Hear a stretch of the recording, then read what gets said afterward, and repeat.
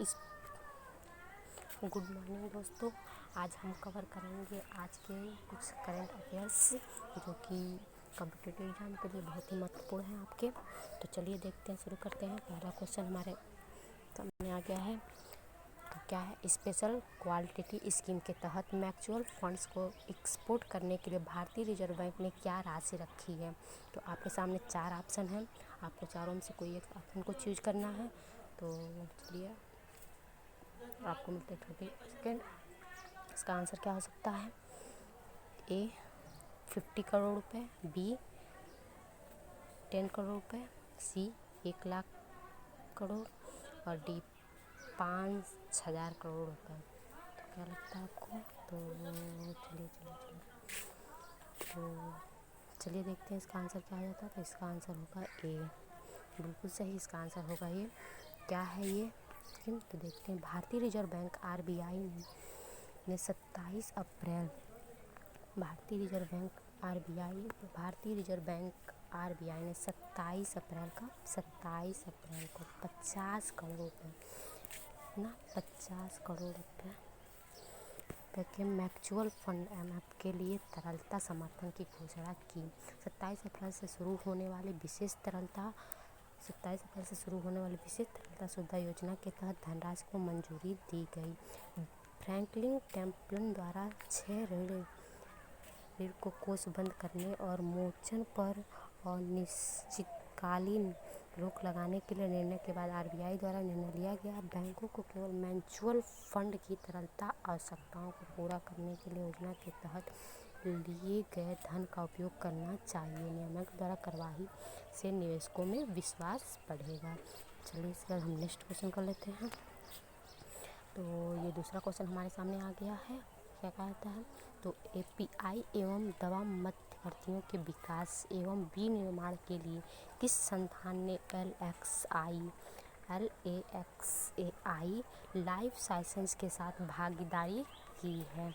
तो पहला ऑप्शन आप देख रहे हैं, जैसे कि भारतीय रासायनिक प्रौद्योगिकी संस्थान, जीवन विज्ञान संस्थान, translation health science and technology institute, राष्ट्रीय प्रतिरक्षण संस्थान। तो इसका आंसर क्या हो जाएगा? इसका आंसर हो जाएगा भारतीय रासायनिक प्रौद्योगिकी संस्थान। तो इसको लॉक करते हैं। तो बिल्कुल सही हमारा आंसर है। और ये क्या कहता है? तो भारतीय राष्ट्रीय संस्थान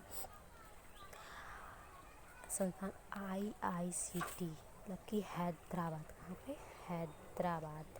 एपीआई एवं दवा मध्यवर्तियों के विकास एवं विनिर्माण के लिए हैदराबाद स्थित एक अन्य integrated pharmaceutical company LAXAI life sciences के साथ गठबंधन कर रही है। इन सभी कंपनियों के साथ ये क्या कर रही है? गठबंधन कर रही है। यह गठबंधन मुख्य रूप से ओमेपिनियो, रेमडेसिविर और हाइड्रोक्सी क्लोरोक्विन की एक प्रमुख मध्यवर्ती फोकस करेगा। ठीक है। एपीआई और दवा मध्यवर्ती किसी भी दवा में प्राथमिक घटक होते हैं जो आवश्यक प्रभाव उत्पन्न करते हैं। एपीआई आपूर्ति के लिए भारत प्रमुख रूप से चीन पर निर्भर है।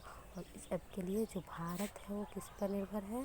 तो ये याद करने वाली बात है, जो भारत चीन पर निर्भर है। और दवा मध्यवर्ती और पहल चीन के साथ इन सामग्रियों के आयात पर निर्भरता को कम करने में मदद करेगी। इसलिए हमारा आंसर ये सही था। नेक्स्ट क्वेश्चन करते हैं। नेक्स्ट क्वेश्चन हमारे सामने है। किस देश ने विश्व सैन्य साजो सम्मान वह सूची 2019 में शीर्ष स्थान हासिल किया? भारत ने, संयुक्त राज्य अमेरिका ने, रूस ने या इजराइल ने? तो यह किया है संयुक्त राज्य अमेरिका ने। क्या कहता है? स्टॉकहोम स्थित think tanks international peace research institute SIPRI का मतलब आपका क्या है? स्टॉकहोम स्थित think tank international peace research institute द्वारा जारी विश्व सैन्य साजो सम्मान वह सूची 2019 में अमेरिका ने शीर्ष स्थान हासिल किया है। यानी कि अमेरिका जो है सबसे ऊंचे स्थान पर इसमें रहा है। यह पहली बार है जब भारत और चीन दो एशियाई ताकतें सैन्य समायोजन पर अधिक हुई है। ऐसा पहली बार हुआ है जब भारत और चीन इस साजो सम्मान में एशियाई ताकतों पर करने वाले दुनिया के शीर्ष 3 देशों में शामिल होने की भारत का जो है तीसरा स्थान है। भारत 2018 में 4% से बढ़कर 2019 में 3% की वृद्धि के साथ 201.1 बिलियन के स्तर पर पहुंच गया है। 2019 में यूएसए का कुल सैन्य व्यय $3732 मिलियन और चीन ने $261 बिलियन खर्च किया है। तो दूसरा क्वेश्चन करते हैं, किस अंतर्राष्ट्रीय संगठन ने कोविड-19 उपकरण अधिनियम गतिवर्धक लॉन्च किया है? तो यह लॉन्च किया है सीमा के बिना डॉक्टरों ने। क्या यह सही है? नहीं। विश्व स्वास्थ्य संगठन ने? नहीं। वर्ल्ड मेडिकल एसोसिएशन ने? नहीं। इंटरनेशनल मेडिकल कोड क्या हो सकता है? चलिए लॉक करते हैं विश्व स्वास्थ्य संगठन, यानी कि बी जो आंसर हमारा वो बिल्कुल सही हो जाए। कहता है कि कोविड-19 उपकरण अधिनियम गतिवर्धक को ग्लोबल फंड UNITA, IDCPI आदि के सहयोग से विश्व स्वास्थ्य संगठन WHO द्वारा लॉन्च किया गया। ये जो संगठन है वो किसके द्वारा? WHO के द्वारा लॉन्च किया गया है। उपकरण टूल के लॉन्च से कोविड-19 के लिए निदान, उपचार और टीकाकरण के अनुसंधान और विकास में तेजी लाने में मदद मिलेगी। इसका उद्देश्य कोविड-19 के उपचार को अमीर और गरीबों, जितने भी कोविड-19 के मरीज हैं उनका उपचार करने के लिए अमीर और गरीबों के लिए समान रूप से सुलभ बनाना है। चलिए अगला क्वेश्चन देख लेते हैं।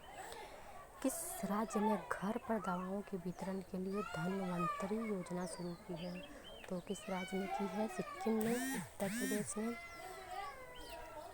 अरुणाचल प्रदेश ने या असम में? ए होगा, बी होगा, सी होगा या डी होगा? तो इसका आंसर डी को लॉक करते हैं, बिल्कुल सही है। असम राज्य सरकार ने दवाओं का वितरण शुरू करने के लिए धन्वंतरी योजना, असम राज्य सरकार अपने दवाओं का वितरण शुरू करने के लिए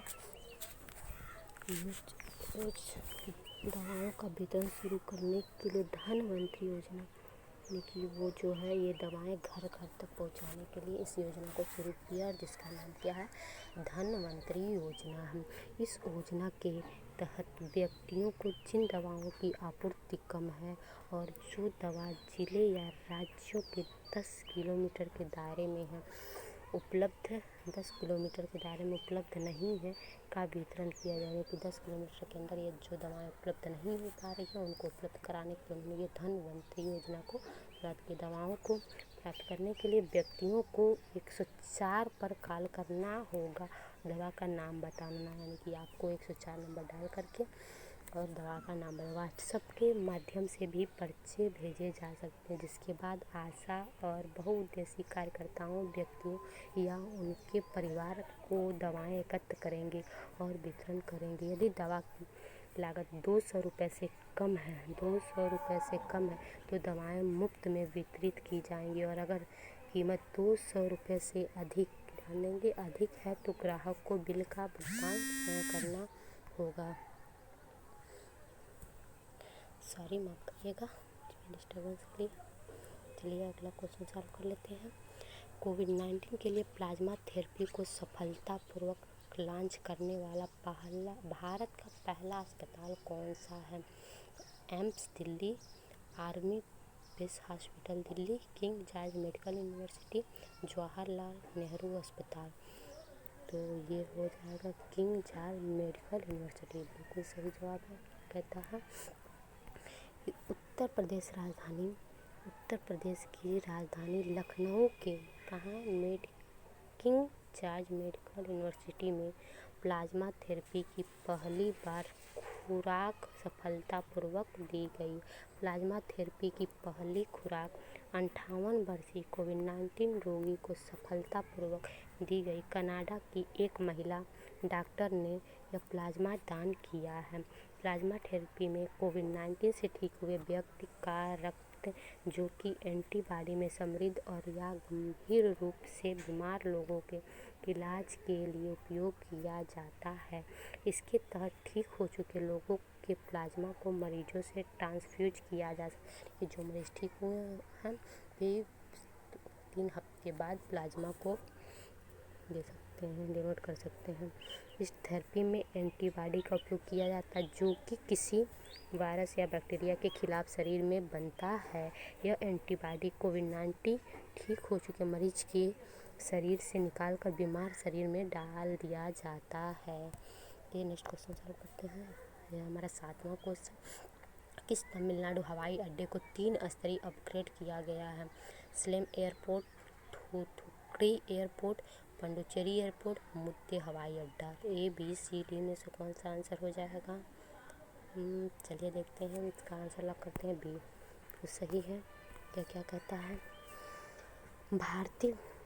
भारतीय विमानपत्तन प्राधिकरण ने थूथुकुडी हवाई अड्डे को तूतीकोरिन हवाई अड्डे के रूप में भी जाना जाता है। यानी कि इस हवाई अड्डे को और किस नाम से जाना जाता है? ये जाना जाता है तूतीकोरिन हवाई अड्डे के रूप में, जो कहाँ है? जो बंगाल के खाड़ी के समुद्री तट के पास स्थित है। अपग्रेड में हवाई अड्डे के संचालन क्षमता में वृद्धि को दर्शाया गया है और अपनी गतिविधियों के विस्तार के लिए अधिक धन प्राप्त करने की अनुमति देगा। बड़े विमानों को अनुमति देने के लिए रनवे की लंबाई 3115 मीटर तक बढ़ाई जाए। यह कहाँ? यह कोच्चि, मैदूर, त्रिवेंद्रम आदि जैसे नज़दीकी गंतव्यों के लिए उड़ान शुरू करने की भी योजना है। तो नेक्स्ट क्वेश्चन पे चलते हैं। किस राज्य ने सर्दी, खांसी या बुखार के लिए दवा खरीदने वाले लोगों पर नज़र रखने के लिए फार्मेसी ऐप लॉन्च किया है? महाराष्ट्र ने, तेलंगाना ने, केरल ने या आंध्र प्रदेश ने? तो सही है क्या? आंध्र प्रदेश ने। आंध्र प्रदेश की राज्य सरकार ने कोविड-19 फार्मेसी मोबाइल एप्लीकेशन लॉन्च किया है। और ये क्यों लॉन्च किया? तो ये किया स्वास्थ्य, चिकित्सा और परिवार कल्याण विभाग ने मेडिकल दुकानों के मालिकों को निर्देश जारी किए कि वे ऐसे ग्राहकों का नाम दर्ज करें जिनमें सर्दी, खांसी और बुखार के लक्षण दिखाई देते हैं या कोरोना वायरस होने के अपने प्रयासों के तहत श्वसन संबंधी किसी बीमारी के लक्षण दिखाई देते हैं। फार्मासिस्ट से अपडेट एक अतिरिक्त एहतियाती उपाय के रूप में काम करेगा जो नियमित रूप से किए जा रहे स्क्रीनिंग परीक्षणों के साथ होता है। चलिए नेक्स्ट क्वेश्चन पे चलते हैं।